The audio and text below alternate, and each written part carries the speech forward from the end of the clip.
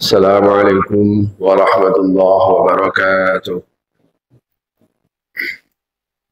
إن الحمد لله والصلاة والسلام على رسول الله وعلى آله وصحبه ومن والاه ولا حول ولا قوة إلا بالله.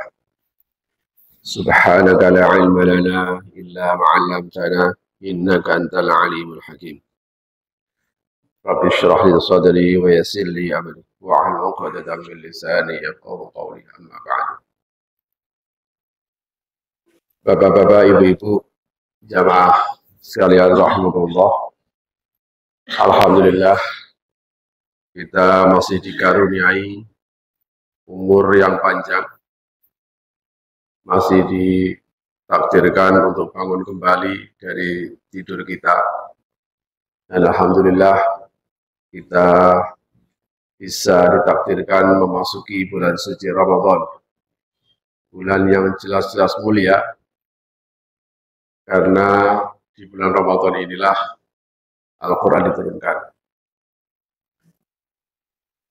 Dan Ramadan ini memang spesial banget. Meskipun hadisnya agak dipermasalahkan oleh para kritikus hadis terkait dengan awalu rahmah wa awsatuhu maghfirah wa akhiru idkun minan nar. Ramadan itu awalnya rahmat. Dan itu sangat nyata. Bahwa Ramadan itu awalnya rahmat itu sangat nyata. Sebab kalau bukan karena rahmat Allah, rasanya kita berat. Bagi orang yang tidak terbiasa puasa, sama sekali nggak pernah puasa di Ramadan, tahu-tahu puasa sampai 1 bulan. Ini kalau bukan rahmat. Orang biasanya tidak kuat bangun pagi, jangankan kok sebelum subuh. Subuhnya saja nggak kebangun, atau mungkin bisa lewat subuh itu baru kebangun. Tapi Ramadan, jutaan orang, paling nggak di Jakarta itu bisa bangun jauh, bukan hanya sekitar 5-10 menit, jauh sebelum subuh. Itu bisa setengah jam, bisa setengah jam lebih, bangun sebelum subuh. Ini kalau bukan rahmat yang terjadi. Ramadan justru menampilkan satu realitas yang kebalik. Mana realitas kebalik? Kalau di luar Ramadan ada 2 waktu yang paling berat, Isya sama subuh. Tapi di Ramadan justru subuh sama Isya adalah waktu yang paling banyak. Ini kalau bukan rahmat tidak. Jadi enak sekali Ramadan itu. Orangnya santun, ramah, sabar. Mestinya jangan 1 bulan. Ya, mestinya Ramadan itu agak lama. Gitu. Supaya situasi begini ini tidak akan pernah hilang. Yang nggak enak di Ramadan cuma satu, Pak. Suruh puasa itu saja. Tapi sebenarnya situasinya itu, Masya Allah. Ini menunjukkan rahmat Allah begitu sangat besarnya. Sampai setan itu nggak berkutik. Nah, itu dalam bahasa hadis setan itu diikat. Saya tidak menjelaskan tema khusus dengan Ramadan, tetapi saya akan lanjutkan pembahasan tafsir dari surah Toha. Kalau materi Ramadan itu sudah sangat sering. Ya kuliah subuh, ya ceramah, taraweh. Kita akan lanjutkan pembahasan tafsir dari surah Toha sampai ayat 49. A'udzu billahi minasyaitonir rajim. Bismillahirrahmanirrahim.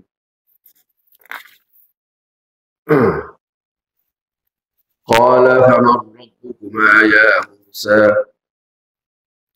Qala rabbuna alladhi a'ta kulla shay'in khalaqahu thumma hada.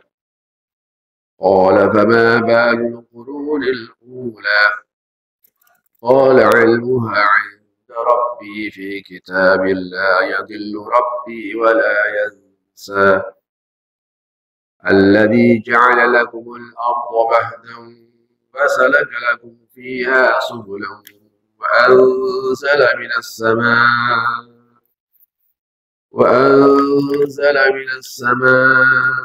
ماء فأخرجنا به أزواجا من نبات شتى كلوا وارعوا أنعامكم إن في ذلك لآيات لأولي النهى. أعوذ بالله من الشيطان الرجيم. Qala berkata, Fir'aun berkata, maksudnya bertanya kepada Nabi Musa, Famar Rabbukuma ya Musa, siapa Tuhan kalian berdua ini siapa? Qala Famar Rabbukuma ya Musa, Tuhan kalian berdua itu siapa ya Musa? Jadi aneh ya ayat ini. Kuma itu ditujukan kepada orang dua, tapi yang disebut Musa, ya Musa. Karena memang pertanyaan itu juga kepada Nabi Musa. Yang Fir'aun tahunya itu Rasulnya Musa. Kalau Harun ini kan atas usulan Musa.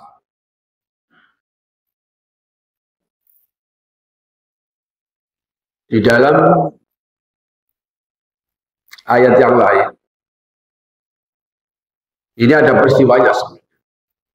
Sebelum terjadi dialog ketuhanan ini. Ini Nabi Musa kan pernah melarikan diri karena memang diancam dibunuh. Kemudian 10 tahun kembali lagi. Nah ketika kembali lagi itu ya terkejut juga. Fir'aun dipikir Nabi Musa itu kembali itu dia minta maaf karena kesalahan dia. Ternyata malah ngaku jadi Rasul. Itu kaget benar. Fir'aun kaget benar. Makanya jungkit-jungkit. Orang biasa gitu ya. Kalau Bapak punya ini, makanya kalau membantu orang, itu harus dilupakan. Sebab belum tentu yang kita bantu sesuai dengan yang kita inginkan. Kebetulan ini yang bantu orang buruk, yang dibantu orang baik ya. Tapi ini konsepnya itu kalau bantu, kemudian kita ingin nanti kayak Fir'aun. Kan orang biasanya ingin kalau yang dibantu itu seperti yang diinginkan. Kalau enggak pasti marah. Nah kalau balik itu biasanya tersebut diungkit-ungkit. Akhirnya diungkit-ungkit lah. Nabi Musa, kebaikan Fir'aun. Qala alam rabbika fina walidan wa labithta fina min umrika sinin wa fa'alta fa'alataka allati fa'alta wa antum kafirin. Di surah Asy-Syu'ara. Kata Fir'aun, Musa, kamu enggak ingat apa? Kan aku yang mendidikmu, aku yang merawatmu dari kecil, dari bayi. Sekarang perilakumu malah menentang aku. Ya Nabi Musa kan dia lagi, oh kamu dulu begitu ini karena ingin menindas Bani Israel, pasti kamu punya maksud. Setelah kepepet, karena Nabi Musa tetap kekeh seorang Rasul, utusan Tuhan, akhirnya Fir'aun, pertanyaan beda dengan ini. Kalau ini, famar rabbukuma ya Musa. Tuhan kalian berdua itu siapa ya Musa? Kalau di Asy-Syu'ara, wa ma rabbul alamin. Jadi Nabi Musa kan ditanya, Tuhanmu siapa? Tuhan adalah Rabbul alamin. Rabbul alamin, wa ma rabbul alamin. Rabbus samawati wal ardi wa ma bainahuma. Ya Rabbul alamin itu ya yang menguasai semuanya, menguasai langit dan bumi. Kalau di sini tidak. Jadi artinya apa? Bukan kemudian Al-Quran itu tidak konsisten, tapi ini seperti puzzle. Jadi ayat-ayat ini justru semakin meluaskan siapa Rabbul Alamin itu. Rabbus samawati wal ardi itu mungkin di Asy-Syu'ara. Rabbul Alamin itu ya Tuhan yang menguasai langit dan bumi. Ini liman haulahu, itu bagi kamu dan orang-orang pengikutmu aja. Tambah lagi, enggak, Rabbul Masyriq wal Maghrib. Dia menguasai timur dan barat. Akhirnya apa? Fir'aun benar-benar kehilangan akal ketika dikatakan Rabbukum wa Rabbul Abaikum. Tuhan Rabbul Alamin adalah Tuhanmu dan Tuhan nenek moyang. Wah, ini udah mati logika dia. Sebab kalau dia kan ngaku Tuhan, Fir'aun itu lagi Tuhan. Kalau memang Fir'aun itu Tuhan, ya terus bapaknya Tuhannya siapa? Nenek moyang Tuhannya siapa? Mau Tuhan kok datanya terlambat. Nah ini logika ini logika ketuhanan. Logika. Kalau ayat ini menjelaskan lebih rinci. Jadi ada banyak ayat yang sebenarnya muaranya adalah tentang Tuhan. Misalnya di surah Ghafir. Dzalikum rabbukum khaliqus syai'. La ilaha illa huwa fa'anna tufakun. Itulah Tuhanmu, itu ada Tuhan kalian. Khaliqus syai', menciptakan sesuatu. Yang di surah Al-An'am, dzalikumullah rabbukum la ilaha illa huwa khaliqus syai' fa'budu. Ada sekian banyak ayat yang itu menjelaskan tentang siapa Tuhan itu. Salah satunya di sini qala rabbuna alladzi a'ta kulla syai'in khalaqahu tsumma hada. Sekali lagi bahwa ini bukan berarti bahwa Al-Qur'an itu tidak konsisten. Di sana Tuhan itu begitu, di sana Tuhan itu begitu. Ini kalau dipasang kemudian akan memberikan sebuah definisi sangat banyak. Tuhan itu seperti begitu. Semakin banyak. Alladzi a'ta kulla syai'. Tuhanku adalah, Tuhan kami adalah yang memberi segala sesuatu. Khalqahu, artinya fungsi dari penciptaannya. Ay kullama fil wujud khalaqallahu li muhimmatin. Faja khalqahu munasiban lil muhimmah alladzi khalaqaha. Kata Nabi Musa, Tuhanku adalah dialah yang menciptakan sesuai dengan fungsinya. Masing-masing diciptakan sesuai dengan dia tugasnya harus seperti apa. Misalnya begini, ini contoh sederhana Pak, lutut. Kita punya lutut, binatang juga punya lutut. Bedanya di mana? Lutut kita di depan, lutut dia di belakang. Kalau bapak lututnya kayak binatang, nggak bisa sujud. Jadi kalau begitu, manusia itu dibentuk sedemikian rupa, itu pas.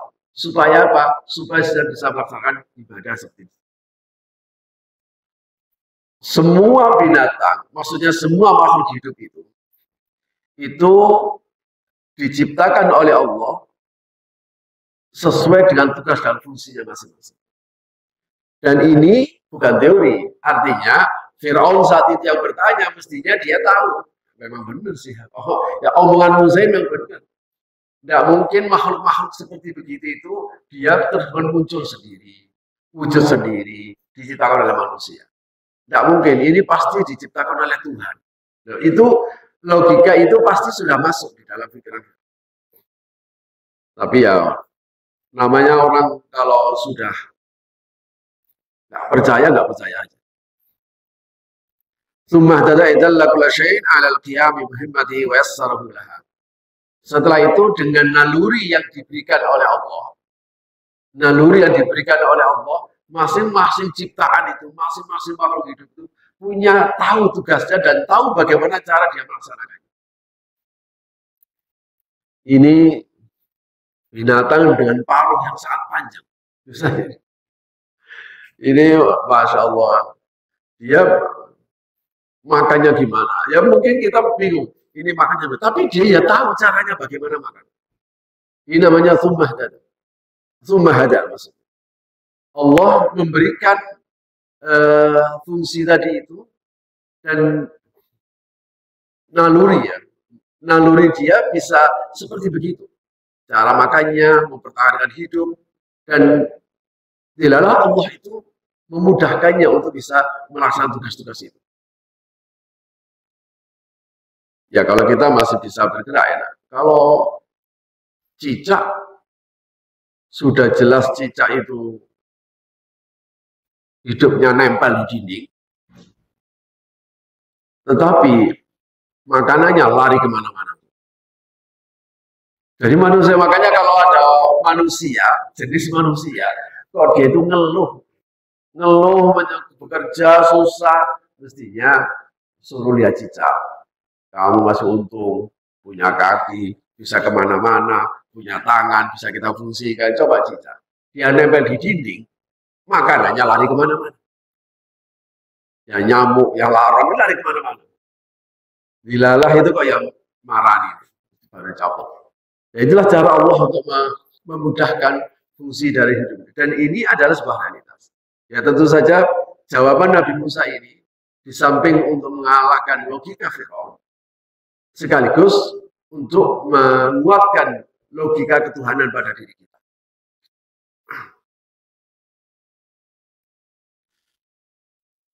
Wa yuradu bi al-khalq itu maksudnya al-makhluk, fal makhluk syai'un la budda lahu min maddah. La budda an yakuna surah wa syakl lahu launun wa raihah lahu anasir yu'addi muhimmata. Makhluk ciptaan Allah itu tentu saja spesies yang miliaran banyak.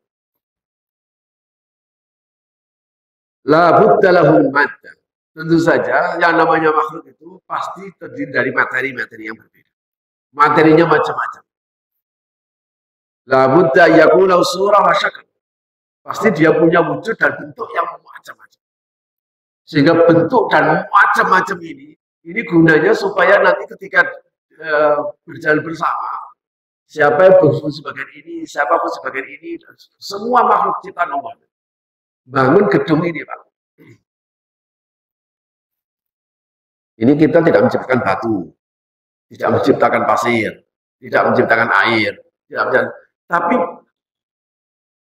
tukang itu bisa tahu bahwa kalau seperti begini harus butuh yang kotak, ini butuh yang agak lonjong, ini butuh yang agak panjang. Tukang saya tahu, makanya kalau saya di rumah saya ada yang rusak, susah kayaknya ini Bu, susah, nggak usah ikut mikir, sama juga tukang. Tapi kalau tukang yang tidak terfikir bisa terfikir sama dia, namanya juga tukang. Loh itu saja kita percaya, ya kan? Padahal Bapak punya sebuah bangunan yang mungkin menurut Bapak itu mustahil, tapi giliran itu dikasih tukangnya, kita bisa tertegun.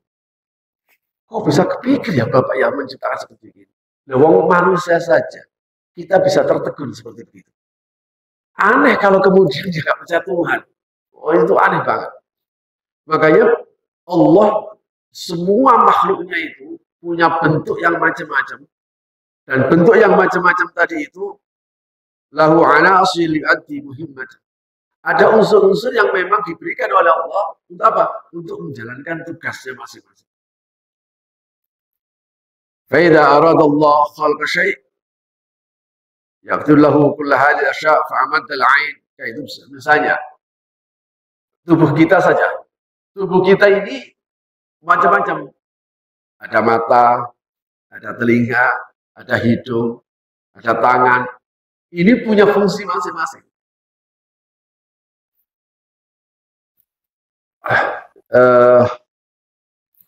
Anak kecil kita bilang, wah ini dikasih makan, ya dikasih makan supaya apa? Supaya dia tumbuh besar.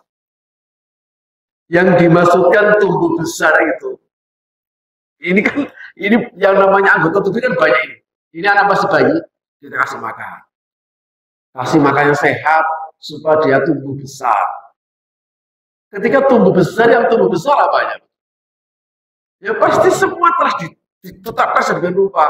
Telinga ya segini, coba sampai lebar gitu. Ya tangan yang tumbuh ya segini udah macet. Matanya segini udah selesai. Hidungnya segini udah selesai. Justru dengan dia tidak tumbuh begitu, itulah menjadi fungsi. Sehingga ketika kita membaca, ketika punya mata, oh mata ini fungsinya untuk melihat. Nah mata untuk bisa melihat ini, Allah yang ngasih fungsi. Makanya kemudian kalau ada orang kok punya mata, tidak bisa melihat, baru kita bilang, dia itu kayaknya melek, ternyata nggak bisa melihat. Oh itu orang buta. Nah, makanya ketika kita melihat ada mata, nggak bisa melihat, ada telinga, nggak bisa mendengar, tuli misalnya, Ada hidung nggak bisa mencium, wah ini kena COVID kamu nggak bisa mencium. Ada lidah nggak bisa merasakan, ini pasti dokter mengatakan ini ada penyakit. Kenapa? Karena fungsi itu, karena semua anggota tubuh ini berfungsi masing-masing, fungsinya macam-macam. Nanti ada dialog di akhirat. Fungsi yang sekarang mulut ini bicara, ini ketika saya bicara, tangan saya nyimak, telinga saya mendengarkan, mata saya juga melihat, kaki saya juga menjadi saksi ketika saya ngomong seperti ini. Maka nanti hatta idza ma ja'uha syahida 'alaihim sam'uhum wa absaruhum wa juluduhum bima kanu ya'malun. Ketika nanti dikumpulkan, semua menyaksikan. Ternyata jadi saksi yang memberatkan. Jadi yang namanya saksi kan dua, Bang. Bisa saksi memberatkan, bisa saksi meringankan. Nah, gambaran Al-Quran ini saksi yang memberatkan. Maka kemudian mereka kaget. Loh, kok bisa ngomong semua ini? Bilanglah orang kafir tadi itu, yang di neraka tadi itu, kepada kulitnya. Wa qalu li juludihim lima syahidtum 'alaina. Kulit, kamu kok sekarang bisa ngomong, bisa menyaksikan, menjadi saksi saya. Qalu antaqanallahu alladzi antaqa kulla syai'. Saya bisa bicara karena saya diberikan hak bicara oleh Dia yang berikan hak bicara kepada mulut. Nah, jadi mulut ini memang haknya yang bicara.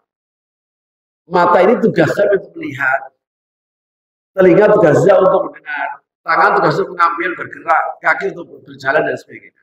Tapi nanti fungsi ini dicabut dan di akhirat. Yaumul ikhtimala.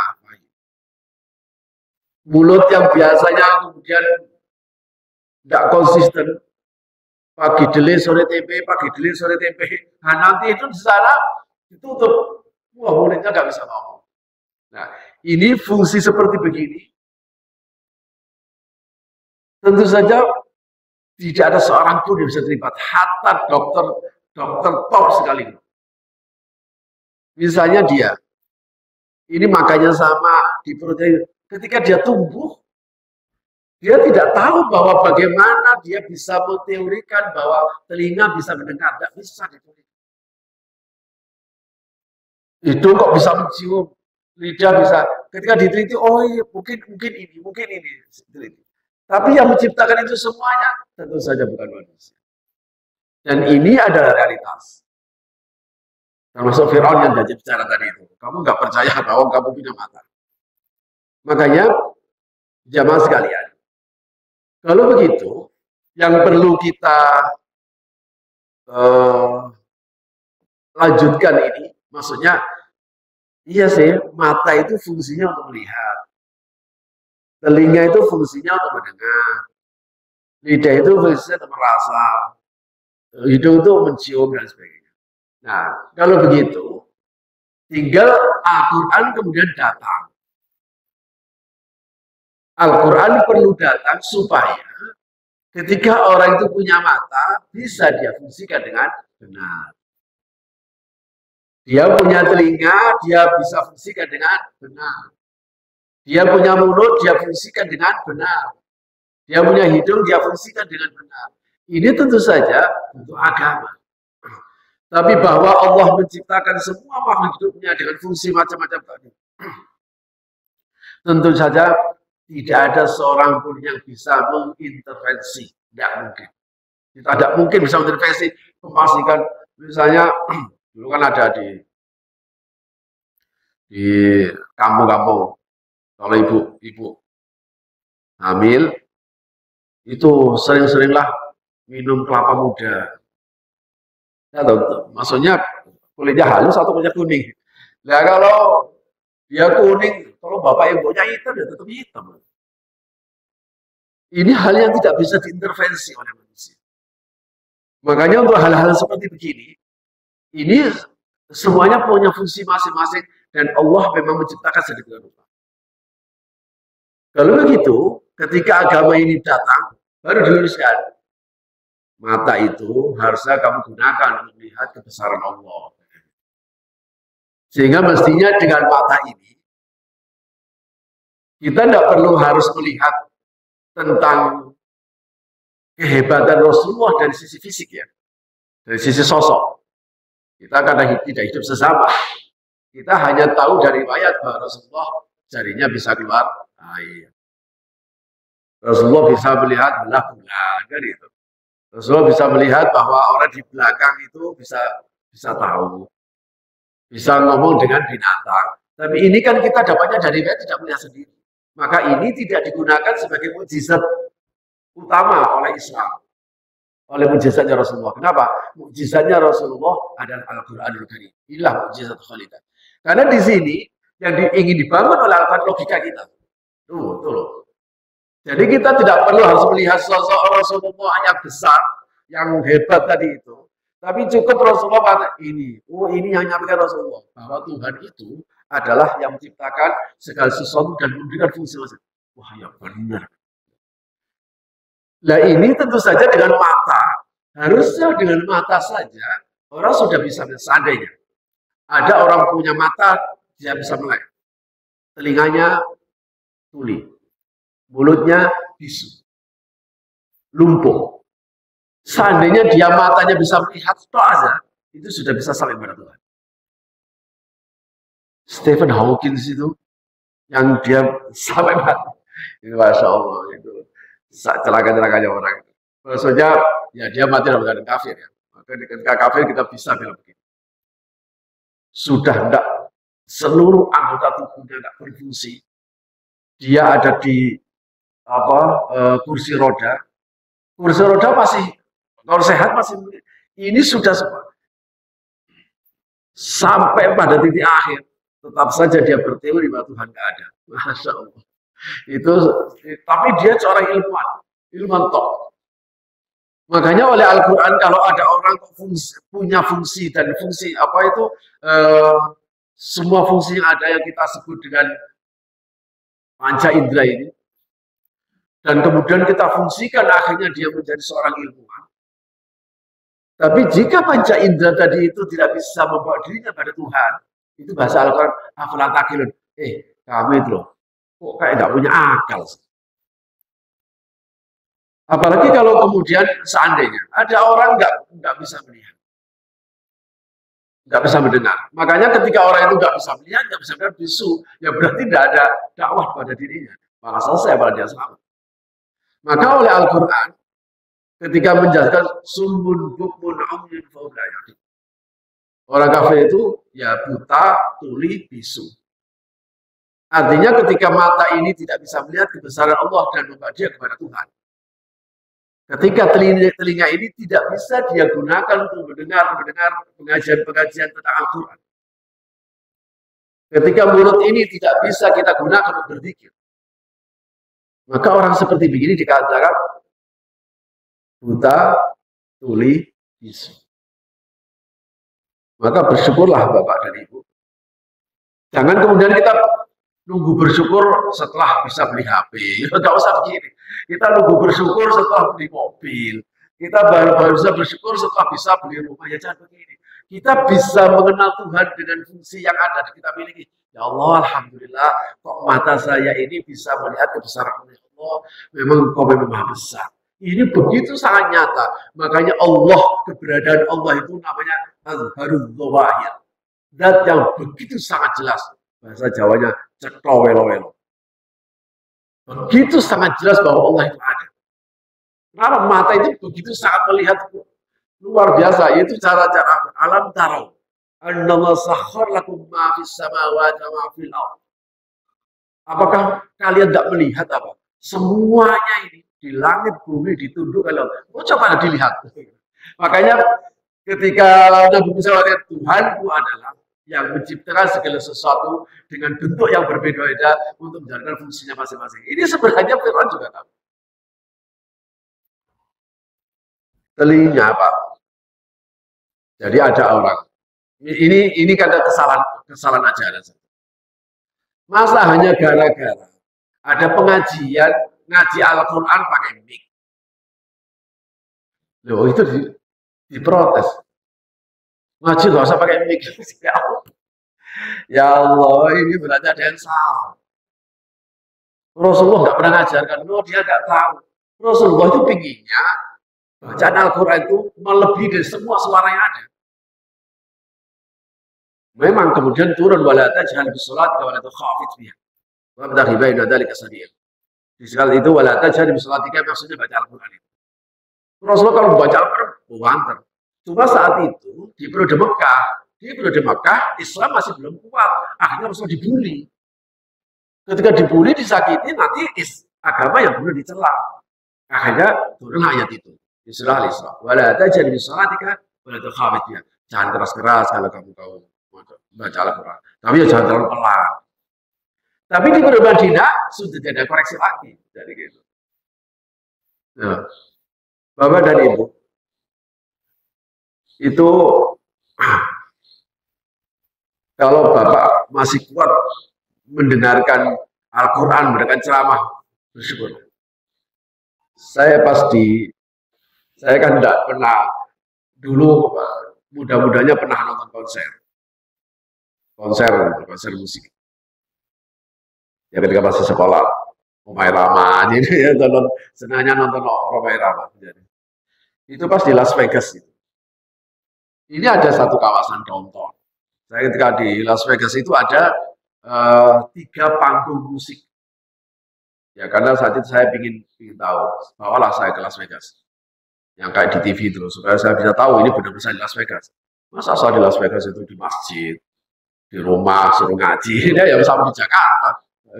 Akhirnya saya dilihatkan. Masya Allah. Itu orang segitu banyak di tempat itu, bisa kuat mendengarkan musik, gak masuk akal. Saya sampai pecah gedang telinga saya hampir. Saya di situ cuma 5 menit. Wah, gak kuat. Terus, udah pulang aja. Itu mereka di sana, itu bisa sampai pagi. Jadi, makanya bersyukurlah, Pak.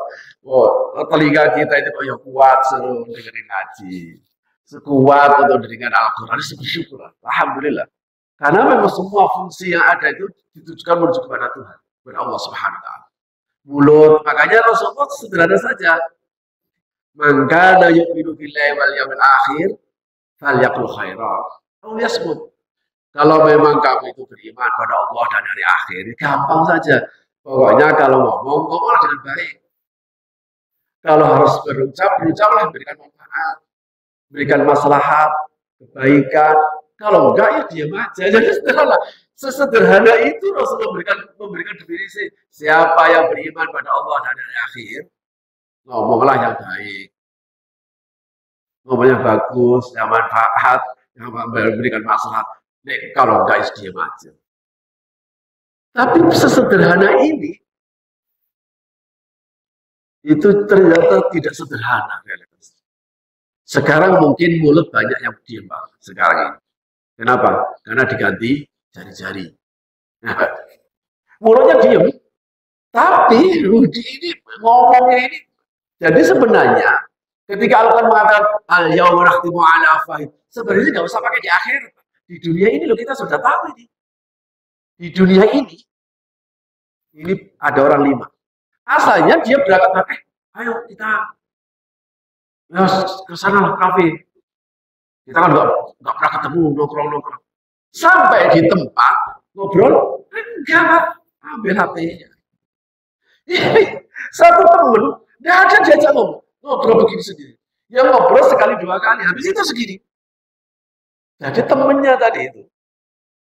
Artinya apa? Bahwa mulut nggak bicara, tapi jari bicara. Itu sudah terjadi. Di dunia saja. Jadi artinya apa? Bahwa tidak mudah untuk mengelola anggota tubuh yang dianugerahkan oleh Allah tadi itu sedang fungsinya. Disinilah pentingnya ngaji. Makanya kenapa Al-Quran itu mengatakan wal 'asr innal insana fi khusr.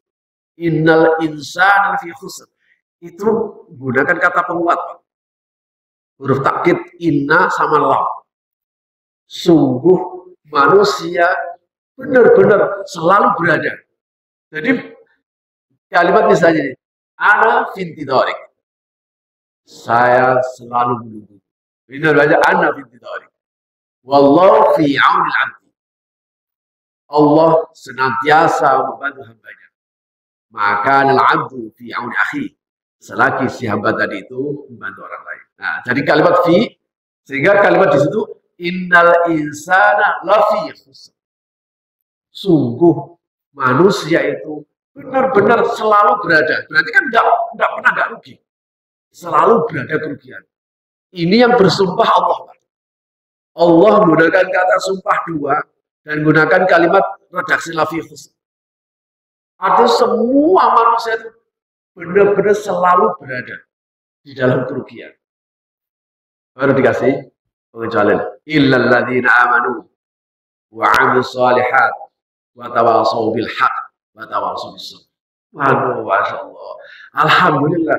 Makanya hadirnya Bapak seperti begini ini sebenarnya rentetannya adalah untuk menguatkan iman, untuk bisa mengarahkan bahwa perbuatan kita tadi itu supaya bisa berubah menjadi amal soleh. Amal soleh itu bukan perbuatan baik. Bukan di masa, kalau sekedar perbuatan baik orang kafir bisa, Pak. Bisa nggak orang kafir? Bisa. Nggak punya Tuhan? Bisa berbuat baik. Jadi tidak setiap perbuatan baik itu amal soleh. Meskipun amal soleh itu wujudnya perbuatan baik. Kalau begitu, amal soleh adalah perbuatan baik yang didasarkan iman. Yang didasarkan iman itu artinya ketika Bapak berbuat memang semata-mata karena Allah, karena iman itu tadi.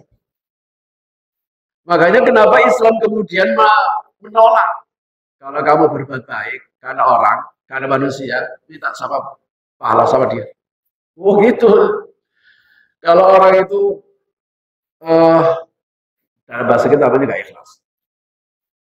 Makanya puasa ini, subhanallah, Masya Allah. Ini kalau sampai ada orang tidak bisa berbuat baik karena Allah, sementara dia sudah berpuasa 7 bulan, ini aneh bin ajaib. Kenapa? Inilah Bapak Ibu dan Saudara, sebuah ibadah yang nggak mungkin Bapak nggak ikhlas. Bapak bisa nggak ikhlas berpuasa? Nggak bisa, Pak. Saya mau puasa nggak ikhlas nggak bisa. Coba gimana, Bapak? Puasa nggak ikhlas, puasa karena orang itu biasa. Kalau puasa karena orang berarti kan pamer nih, pamer. Gimana Bapak bisa? Bapak Ibu bisa memamerkan Bapak puasa? Nggak bisa. Apa jaminannya bahwa orang ngaji begini itu semuanya puasa? Nggak bisa dijamin, nggak ada wujudnya. Kalau sholat ada wujudnya, ada ngaji ada wujudnya. Kalau puasa nggak ada wujudnya. Dia apa namanya? Metendang itu. Metendang, waktu puasa, yang metendang. Bahasa Indonesia apa? Ngotot lah. Wah, percaya ke pas. Loh, aku ini puasa. Mana buktinya? Dan pas begini, terserah itu dikasih bau ya. Oh iya. Kalau soal bau dari mulutnya itu nggak enak ya nggak usah nunggu puasa, Pak. Jadi artinya ini sebuah pendidikan yang luar biasa. Kita benar-benar diajarkan untuk berbuat baik karena Allah. Nah ini adalah ajaran amal soleh. Ini tidak bisa diterima, tidak bisa Bapak Ibu dapatkan di pasar. Tidak bisa Bapak Ibu dapatkan di tempat pekerjaan. Ini hanya bisa didapatkan di tempat pengajian. Karena disitulah menjadi tawasul haq dan tawasul. Karena itu Rasulullah itu menyatakan ad-dunya mal'unatun mal'unun fiha mal'unun ma fiha ilal alim wa ma'alim wa ma wallahu. Al-hadis kama qala Rasulullah SAW. Dunia dan seisinya itu dilaknat semua. Terlaknat semua dunia dan seisinya. Oh, enggak, maksud saya dunia ini terlaknat, isinya juga terlaknat. Illa al-alim wa muta'allim wa ma wallahu. Kecuali orang alim, orang berilmu, dan orang yang belajar ilmu, dan orang mendukung orang belajar dan ilmu tadi. Jadi ya ilmu ini tentu saja ilmu yang paling nyata adalah ilmu yang paling kita butuhkan adalah ilmu tentang ketuhanan. Dan ini tidak mungkin kita dapatkan di tempat manapun kecuali di tempat-tempat pengajian. Makanya alhamdulillah kok Bapak Ibu takdir untuk bisa hadir di tempat pengajian. Makanya kalau forum-forum pengajian begitu isinya kok fitnah, isinya nyalain orang, isinya kemudian menimbulkan permusuhan, ya Allah sayang. Karena ini adalah tempat yang mulia, di mana manusia dikembalikan supaya dia itu tahu fungsinya. Iya, saya ini fungsinya di dunia ini ternyata untuk ibadah. Ini kalau tidak di pengajian, tidak ada apa. Makanya akhirnya apa? Ketika dia ngaji, akhirnya dia bisa tahu, oh ternyata mata saya ini harus berfungsi untuk bisa melihat seluruh kebesaran Allah. Masya Allah, kita nggak perlu. Saat itu Rasulullah dikritik. Muhammad, Tuhan lu nggak kreatif ya? Masa nyontohkan nyamuk? Ya gede gitu loh. Binatang yang gede. Nyontohin kok nyamuk? Gak masuk. Nyamuk, dia tidak tahu justru di nyamuk itu barang yang kecil itu kan ada jantungnya, ada uratnya, ada belalainya. Coba gajah yang katanya gede punya belalai, tidak bisa matikan nyamuk kecil banget. Itu suntik yang bisa kalah sama nyamuk. Kok bisa tembus? Padahal kan nggak kelihatan itu. Dia tidak, maksud saya apa namanya, belalainya nyamuk, sebutnya nyedot itu.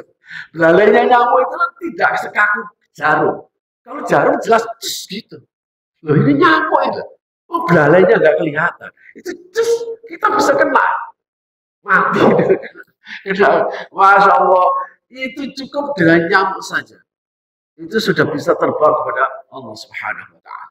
Makanya, Masya Allah, betapa banyak fungsi itu, dan ini tentu saja pertanyaan jawaban dari Nabi Musa ini bukan saja membungkam logika Fir'aun, tapi sekaligus memberikan pemahaman kepada kita bahwa kita ini adalah makhluk ciptaan Allah, dan kita ini punya semuanya,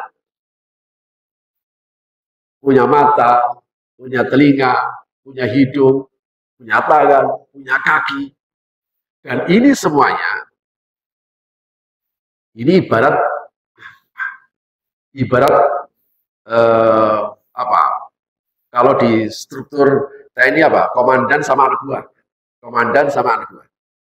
Nah ini semuanya ini anak buah semuanya, Pak. Komandannya namanya Qalbu. Ada sebuah riwayat yang dikutip oleh siapa itu? Ibnu Rajab di dalam Jami'ul Ulum Al-Hikam. Jadi setiap kali manusia bangun dari tidurnya, maka semua anggota tubuh ini ngomong kepada Qalbu. Qalbu, aku pokoknya terserah kamu. Semua hanya menyalahkan kamu. Kalau kamu baik, baiklah saya semuanya. Kalau kamu buruk, buruklah semuanya. Kalau dalam bahasa hadis, ala inna fil jasadi mudghah, idza salahat sahal jasadu kullu, wa idza fasadat fasadal jasadu kullu. Ala fil qalb. Ketahuilah sesungguhnya di dalam tubuh itu ada segumpal daging. Jika daging ini baik, baiklah seluruh tubuh. Jika daging ini buruk, buruklah seluruh tubuh. Ketahuilah itu namanya qalbu. Dalam bahasa hadis, qalbu itu adalah materi. Dalam bahasa Al-Quran, qalbu itu adalah immateri. Ketika Bapak membaca fi qulubihim marad, di hatinya ada penyakit. Kalimat di hatinya penyakit itu sakit hati. Sakit hatiku. Wah itu kayaknya sakit hatinya. Ketika ada orang tidak bisa bersyukur, kita bilang sakit hatinya. Ketika orang tidak bisa bersabar, kita bilang sakit. Ketika dia itu sombong, kita bilang sakit hatinya. Tapi kalau ini dibawa ke dokter, ya sehat hatinya. Artinya qalbu menurut Al-Quran itu materi. Qalbu menurut hadis itu materi. Ini tidak bertentangan. Tapi ini dipertemukan oleh Imam Ghazali bahwa qalbu ini harus bersih. Karena ini pusat kontrol. Sebab kalau pusat kontrolnya ini nggak bersih, itu mata itu tidak bisa melihat dengan benar. Telinga tidak bisa mendengar dengan benar. Mulut tidak bisa mengucap dengan benar. Ini semua dari qalbu. Makanya kenapa kita perlu zikirkan qalbu itu. Ya mumpung di suci Ramadan, banyak-banyak berzikir, baca Al-Quran, baca saja. Itu adalah niatkan, ya Allah bersihkan qalbu. Tahhir qalbi an kulli wasfin yuba'iduni an musyahadatik wa ma'rifatik wa mahabbatik.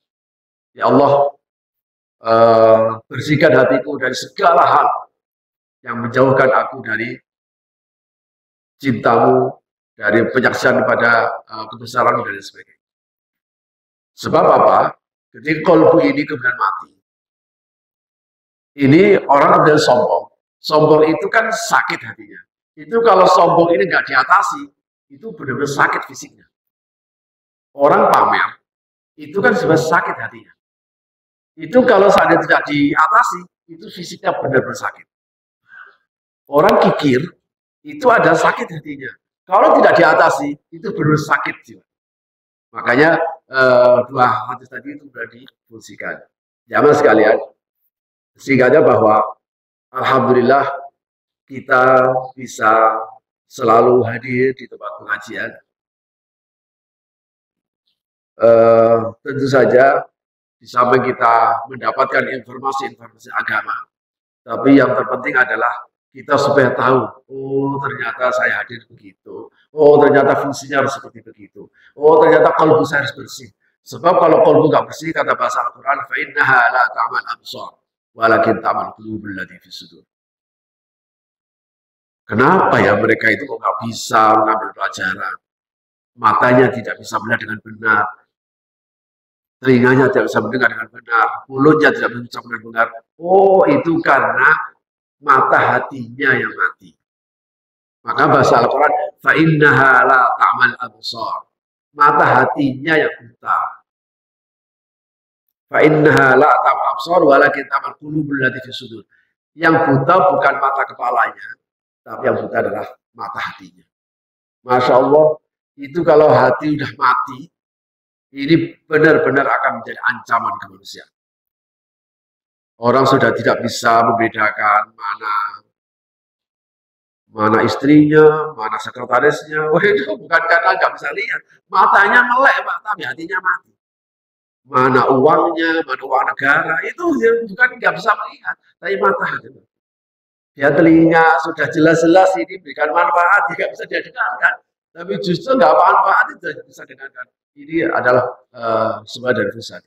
Dan semua diciptakan Allah punya fungsinya masing-masing. Ya mudah-mudahan kita bisa menfungsikan potensi yang dianugerahkan oleh Allah ini kepada satu tujuan, yaitu menuju Allah Subhanahu Wa Taala. Semata-mata mengharap itu dari Allah Subhanahu Wa Taala. Jadi jawaban Nabi Musa ini di samping menjelaskan tentang siapa Allah itu, mematikan logika Fir'aun, tapi sekaligus memberikan pemahaman kepada kita bahwa kita dianugerahi banyak hal dan tentu saja kita punya tugas untuk bisa kita fungsikan semuanya dengan baik. Mudah-mudahan ada manfaatnya. Terima kasih. Ini kalau puasa kan ngantuk. Terima kasih. Insya Allah mudah-mudahan kita bisa bertemu kembali di lain kesempatan. Semoga apa yang saya sampaikan berikan manfaat bagi kita semuanya dan semoga kita mendapatkan keberkahan dari pertemuan ini. Amin ya rabbal alamin. Akhirnya sampai di sini. Hadallahu wa ajma'in. Wassallallahu ala sayyidina Muhammad wa ala alihi wa sahbihi wa barak sallam. Walhamdulillahi rabbil alamin. Wallahu a'lam bishawab. Assalamualaikum warahmatullahi wabarakatuh.